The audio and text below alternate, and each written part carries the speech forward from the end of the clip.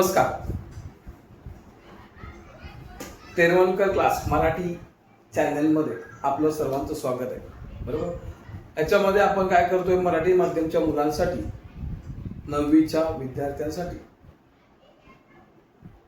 संच प्रकरणाचा सराव संच 1.2 मधली गणित सोडून देतोय. याच्या अगोदरचा माझा जो व्हिडिओ आहे त्याच्यामध्ये मी संचाचे प्रकार आणि समान संच याबद्दल स्पष्टीकरण केलेलं आहे. त्यानंतर त्याच्यातली जी उदाहरण आहे त्यावरती ती दिलेली आहे. पहिलं उदाहरण 1.2 मधील पहिलं उदाहरण ते दिलेलं आहे. बरोबर, याच्यामध्ये काय प्रश्न आलेला आहे की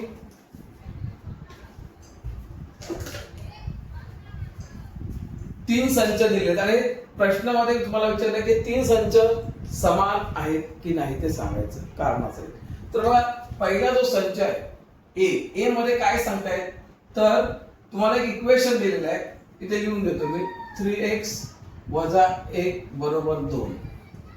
बरोबर, आता हे इक्वेशन तरी दिलेलं म्हणजे हे जे समीकरण दिलेलं आहे x म्हणून घटक म्हणून ते आपल्याला सोडवायचं आहे. हे सोडवायला गेलो तर आपल्याला कसं होतं, 3x = 2 अधिक 1 म्हणजे हे जे 1 आहे वजा ते बरोबर चिन्हाच्या उजव्या बाजूला गेलं तर चिन्ह बदलतं. चिन्ह बदलल्यामुळे हे जे ऋण होतं ते धन झालं म्हणजे हे झाले 3 आणि 3x. आता इथे 3 गुणिले x आहेत म्हणजेच आपल्याला x बरोबर 3/3 म्हणजे 3 जे गुणिले होते ते बरोबर चिन्हाच्या तिकडे गेले तर भागिले झाले. जर ऋण असेल तर अधिक होणार, गुणिले असेल तर भागिले होणार म्हणजे उलटी क्रिया होते. धनाचे ऋण, ऋणाचे धन, गुणिलेचे भागिले, भागिलेचे गुणिले. बरोबर, आता काय आहे, 3च्या टेबलमध्ये 3 1 3 3 1 3 म्हणजे x बरोबर आपल्याला काय मिळालं, 1 मिळालं. म्हणजे संच 1 मध्ये जो घटक आहे तो काय, a.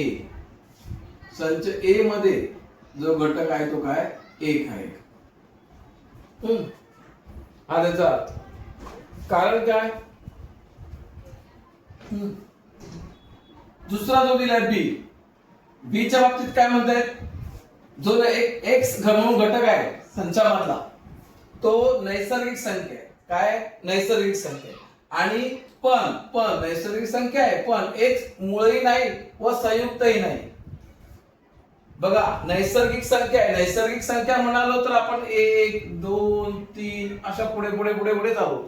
बरोबर, पण ह्याच्यामध्ये अजून एक महत्त्वाचा मुद्दा काय ऍड केला, ती मूळ संख्या ही पण नाही आहे आणि संयुक्त पण नाही. मग मूळ संख्या नाही आणि संयुक्त नाही अशी जी नैसर्गिक संख्या आहे ती काय, 1 आहे. लक्षात घ्या, मूळ पण नाही. बरोबर, मूळ संख्या पण नाही. आपण मूळ संख्या मध्ये पण 1 ला घेत नाही आणि संयुक्त मध्ये पण 1 ला घेत नाही. ते म्हणतात की तेच की मूळही नाही आणि संयुक्तही नाही अशी संख्या, पण ती नैसर्गिक आहे. मग ती कोणती आहे, 1. लक्षात घ्यायचं, कोणती आहे, 1. म्हणजे जो बी आहे संच त्याचा पण जो घटक आहे तो कोणता आहे, 1 आहे. म्हणजे तुम्हाला हे तिथे सांगता येईल. नंतर सी मध्ये काय सांगितलंय त्यांनी की सी मध्ये जो घटक आहे तो पण x आहे, तो पण आहे नैसर्गिक संख्या आहे. आणि याचा अर्थ हा x जो आहे तो 2 पेक्षा लहान आहे. कसा आहे, 2 पेक्षा लहान म्हणजे 2 पेक्षा लहान आणि नैसर्गिक संख्या ही कोणती आली, परत 1च आली. लक्षात घ्या, 2 पेक्षा लहान. बरोबर, 2 पेक्षा लहान इथे सांगितलंय, 2 पेक्षा लहान आहे आणि ती नैसर्गिक संख्या म्हणजे कोणती आली, 1 आली. अशा पद्धतीने जे ए बी सी मधील जे घटक आहेत ते सगळे कसे सारखे आहेत. म्हणूनच संच ए = संच बी = संच सी समान संच आहे. कारण त्यातील घटक कसे आहेत, समान घटक आहेत. घटक कसे समान आहेत तिन्ही संचातील.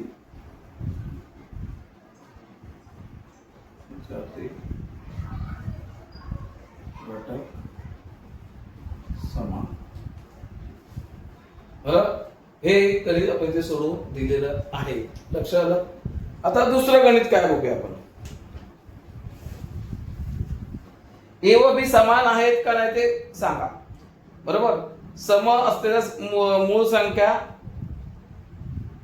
आणि बी मध्ये पण दिलेले. मग आपण ते पहिले लिहितो इथे तुम्हाला समजण्यासाठी. तर बघा दुसरं गणित सराव संच 1.2 मधील दुसरं गणित. इथे काय सांगितलंय, संच ए आणि बी समान आहेत की नाही सांगायचं. पण संच ए मध्ये त्यांनी काय गुणधर्म वापरलेला आहे की सम असलेल्या मूळ संख्या, सम आणि मूळ संख्या लक्षात घ्या. म्हणजे ए जो संच आहे त्याच्यामध्ये आपल्याला सम आणि मूळ संख्या पाहिजे. सम आणि मूळ संख्या ही कोणती आहे माहिती आहे का? सम पण आहे की मूळ संख्या पण आहे, ती फक्त एकच आहे, ती आहे 2. 2 ही एकच संख्या, सम पण येते आणि मूळ संख्या पण येते. त्याच्यामुळे संच ए मध्ये फक्त 2 येणार. लक्षात घ्या, हे लक्षात ठेवा. समसंख्या आणि मूळ संख्या एकच आहे, समजलं का? आणि संयुक्त मगाशी काय होतं, संयुक्त आणि मूळ संख्या नाही, ती एक आहे. आता दुसरं ते बी मध्ये काय सांगितलं की जो इथे इक्वेशन दिलंय 7x - 1 = 13. आता इथे काय करणार बघा, मगासारखं इक्वेशन सोडवावं लागणार आपल्याला. 7x बरोबर 13, हे बघ, हे परत वजा आहे, तिकडे गेले की अधिक होणार 1, म्हणजे 7x = 14 झाले, म्हणजे 14 झाले. आता काय करणार आहे ते x बरोबर 14/7, म्हणजे x = 7 × 7 7 2 म्हणजे इथे पण किती आले 2. म्हणजे जो संच 2 आहे बी आहे त्याचा पण घटक सेमच आहे. आता दोन्ही संचाचे घटक जे आहेत ते सेम आहेत, म्हणून संच ए समान संच बी. दोन्ही संचातील समान घटक, आणि असं सोडून दाखवायचं, हे बाजूला लिहून ठेवायचं आणि हे उत्तर लिहायचं. समजलं का? मुद्दा काय माहिती, तुम्हाला सम असलेली मूळ संख्या माहित पाहिजे आणि हे इक्वेशन सोडवायला यायला पाहिजे, म्हणजे तुम्हाला हे येणार. म्हणजे हे लक्षातच ठेवायचं आहे, परत परत तुम्हाला कोण सांगत नाही बसणार. सम आणि मूळ संख्या कोणती 2, बरोबर, आणि हे इक्वेशन सोडवायचं. चला पुढचं गणित बघा काय दिलंय. खालील पैकी कोणते संच रिक्त आहे ते सकारण लिहा. रिक्त संच सांगायचे आहेत, बरोबर. आता हे मी पुसतो, चला इथे घेऊया. इथे रिक्त संच, रिक्त संचामध्ये खालीलपैकी कोणते संच रिक्त, बरोबर. तर ए बरोबर त्यांनी दिलाय, ए बरोबर दिलेला आहे.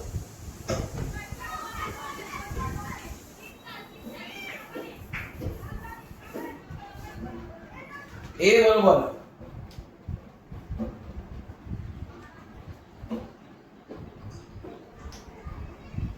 घटक ए ही शून्यापेक्षा लहान असणारी नैसर्गिक संख्या आहे. बघा, ए ही शून्यापेक्षा लहान असणारी नैसर्गिक संख्या. आता शून्यापेक्षा लहान, बघा वाचायचं, पहिलं वाचन महत्वाचं, रीडिंग. शांतपणे वाक्य काय, ए जो घटक आहे संच ए मधला हा कसा आहे, तर शून्यापेक्षा लहान असणारी नैसर्गिक संख्यांची सुरुवात 1 ने होते. नैसर्गिक संख्या म्हणालो, बघा लक्षात घ्या, आपण नैसर्गिक संख्या मी कालपासून शिकवतोय, म्हटलं तर त्याची सुरुवात 1 2 3 4 5 6 7 8 अशी होते, 1 ने झाली. इथे तर म्हणतात शून्यापेक्षा लहान. शून्यापेक्षा लहान कुठे येते, नैसर्गिक संख्या नाही येत. शून्यापेक्षा लहान हे इंटिगर येतात, हे इंटिगर, ती अशी संख्या रेषा आपण म्हणतो. बघा इथे 0 असतो आणि -1 -2 -3, हे शून्यापेक्षा लहान झाले, समजलं. पण ती नैसर्गिक संख्या नाहीये, ती पूर्णांक संख्या आहे, बरोबर का. नैसर्गिक संख्या येत नाही, त्याच्यामुळे आपण इथे शून्यापेक्षा लहान ही संख्या आहे ना आपल्याकडे, बरोबर. म्हणजे हा जो संच आहे त्या संचामध्ये काहीच नाहीये, म्हणजे याचा अर्थ हा जो संच ए आहे, बरोबर, त्याच्यामध्ये काहीच नाहीये, म्हणजे तो रिक्त आहे. कसा आहे, रिक्त, हे रिक्तचं चिन्ह. रिक्त आहे. नंतर त्यांनी बी दिलं, बी मी सोडवत जातोय. बी चं काय सांगितलंय की एक्स आणि याचा एक्स चा स्क्वेअर इक्वल टू 0. आता हे जर बघायला गेलं तर एक्स चा स्क्वेअर इक्वल टू 0. मग एक्स चं वर्गमूळ काढलं समजा आणि तर येतच नाही. एक्स चा वर्ग कोणत्या संख्येचा वर्ग 0 आहे? हा येत नाही. कोणती संख्या? ज्या संख्येचा वर्ग 0 अशी आहेत नाही. मग तिचं वर्गमूळ सुद्धा जरी मानलं तर 0च आहे. बरोबर. मुळात तरी संख्या कोणती अशी आहेच नाही की जिचा वर्ग 0 आहे. बरोबर. तुला 0 गुणिले 0 0च येतं. बरोबर ना. 0 गुणिले 0 म्हणजे ती संख्या येतच नाही ना तिथे. होल नंबर मध्ये येतो. लक्षात आलं. आता इथे ह्याचा वर्गमूळ काय येणारच नाही. म्हणजे इथे पण काय येणार? बी बरोबर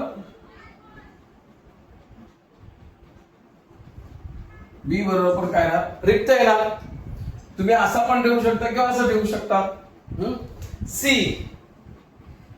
सी काय सांगितलंय बघा.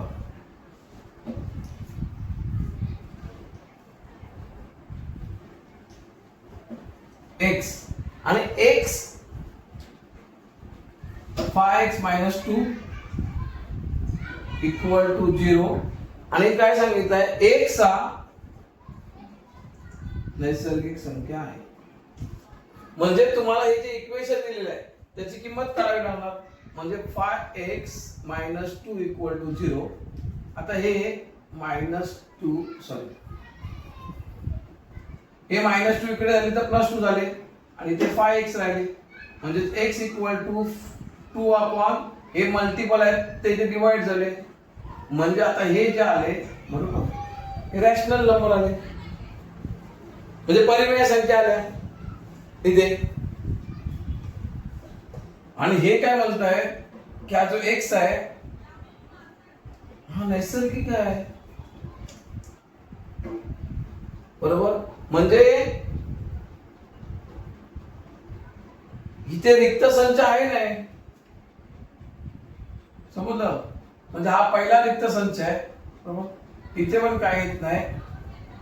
इथे येत आहे नैसर्गिक संख्या येत नाही. त्याला नैसर्गिक संख्या पाहिजे पण याच्याप्रमाणे येत नाही. बरोबर. म्हणजे तो पण काय झाला? मग रिक्त झाला. लक्षात आलं का? म्हणजे याची तर व्हॅल्यू काढायला गेलं एक्स जो घटक आहे तो असा आहे 2/5. परिमेय संख्या येते रिक्त. म्हणजे ह्याच्यामध्ये नैसर्गिक संख्या नाही. मग ही नैसर्गिक संख्या नाही आहे. बरोबर. म्हणजे हा काय? रिक्त आहे. सी पण हा काय? हा पण रिक्त आहे. इथे ए बी सी कसे रिक्त संच आहेत हे आपण पाहिजे लिहू शकतो. ए संच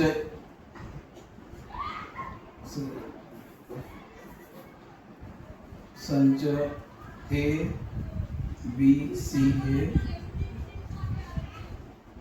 रिक्त संच आहेत. हे झालं. आता बघा. आता पुढचा जो गणित आहे पुढची ती पण मी तुम्हाला सोडून देतो. प्रश्न क्रमांक 4 मध्ये ती लक्षात घ्या. आणि शेवटचा 1.2 मधला आहे. शेवटचा आहे.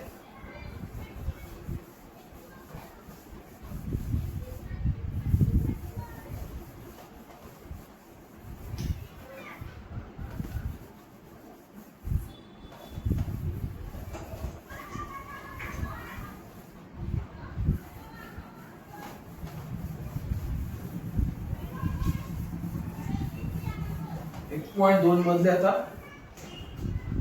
1.2 मधला केलेलं काय?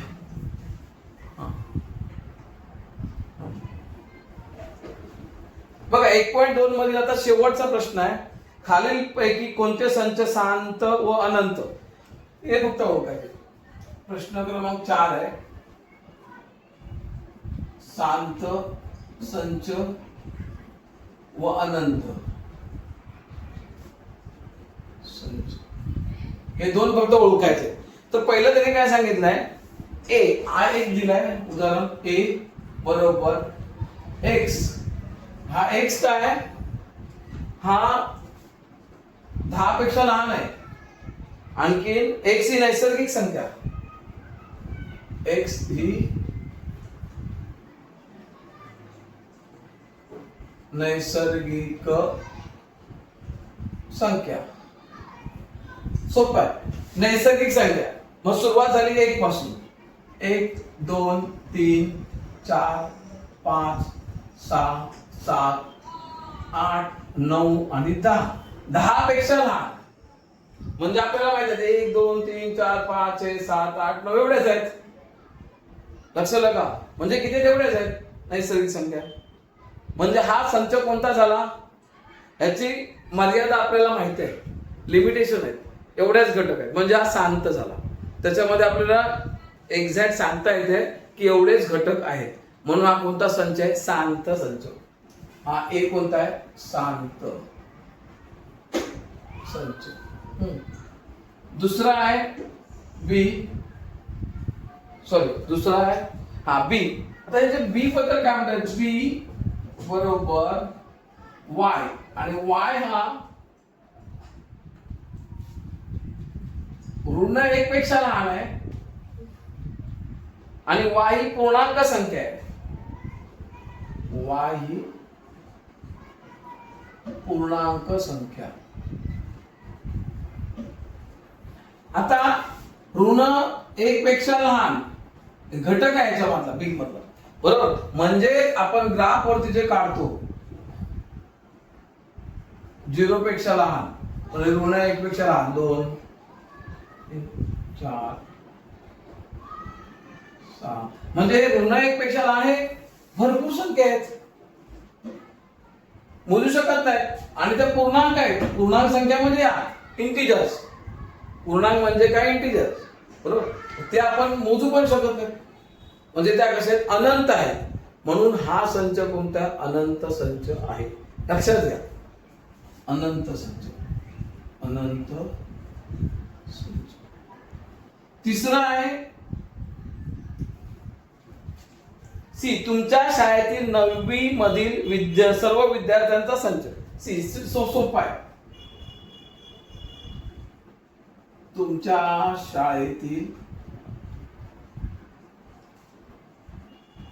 9वीच्या है ना रे, 9वीच्या विद्यार्थ्यांचा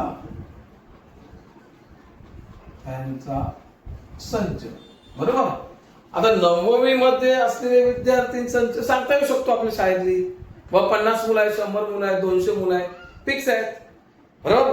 सांगू शकतो ना आपण की आमच्या ह्या वर्षी 9वीला आमच्या 2 वर्ग आहेत, तर प्रत्येक वर्गामध्ये 50-50 मुलं आहेत, तर एकूण मुलं 100 आहेत. म्हणजे आमच्या शाळेमध्ये 9वीला 100 मुलं आहेत, जे आपण सांगू शकतो एक्झॅक्ट. त्याच्यामुळे हा शांत संच आहे, शांत संच, बरोबर. नंतर तुमच्या गावातील रहिवाशांचा संच, हे पण सांगू शकतो आपण. समजा बी घेतला, गावातील रहिवाशांचा संच. आता हे गावातील रहिवासी आहेत, बरोबर.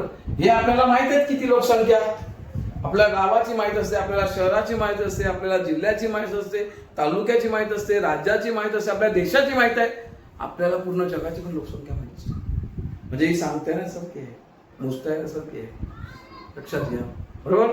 त्याच्यामुळे हा पण संच कोणता आहे, शांत,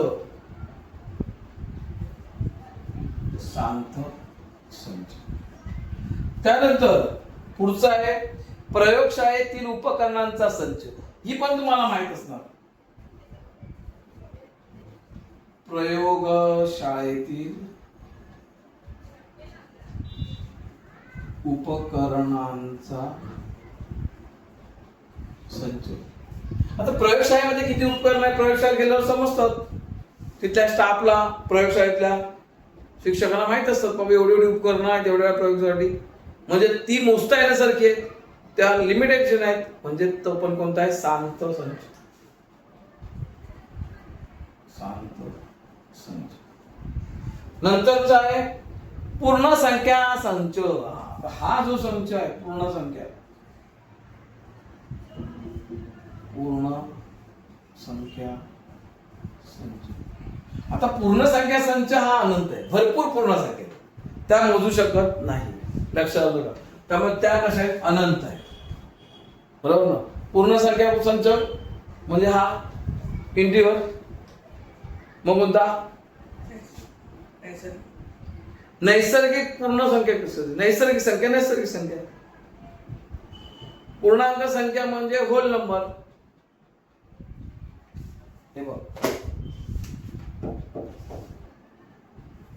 होल नंबर म्हणजे पूर्ण संख्या. समजलं. नैसर्गिक संख्या म्हणजे नैसर्गिक संख्या, समजलं, ते नॅचरल नंबर्स.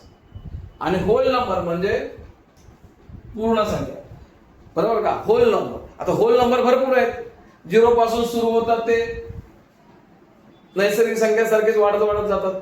म्हणजे तो पण कसा आहे, संच पूर्ण संख्या म्हणजेच होल नंबर. हा पण अनंत संच आहे. याला इथे होल नंबर मध्ये तर तुम्ही म्हणू शकता.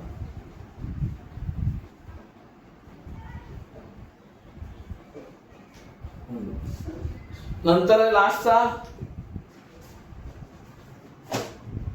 परिमेय संख्येचा संच म्हणजे रॅशनल नंबर. परिमेय संख्या संच.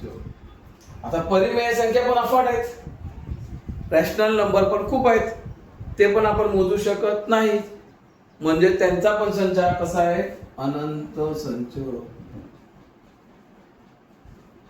तर अशा प्रकारे शांत संच आणि अनंत संच हे तुम्हाला समजावलेलं आहे आणि तुम्हाला इथे लिहून पण दिलं, तर तुम्ही हे व्यवस्थित लिहून घ्या, समजून घ्या, बरोबर. आणि जर का तुम्हाला हा व्हिडिओ आवडला तर तुम्ही तुमच्या मित्रांना वगैरे पाठवा, जेणेकरून त्यांचं पण भलं होईल. कारण मराठी मीडियमच्या मुलांसाठी खास करून मी आपल्या लोकांसाठी हे बनवत आहे, बरोबर. त्यामुळे तुम्ही तुमच्या वर्गातील सर्व मित्र मैत्रिणींना पाठवा, नातेवाईकांना पाठवा, जेणेकरून त्याचा त्यांना फायदा घेता येईल आणि अभ्यासात चांगलं यश मिळवा. तुम्हाला काय अडीअडचणी असतील तर तुम्ही मला मेसेज करू शकता. धन्यवाद.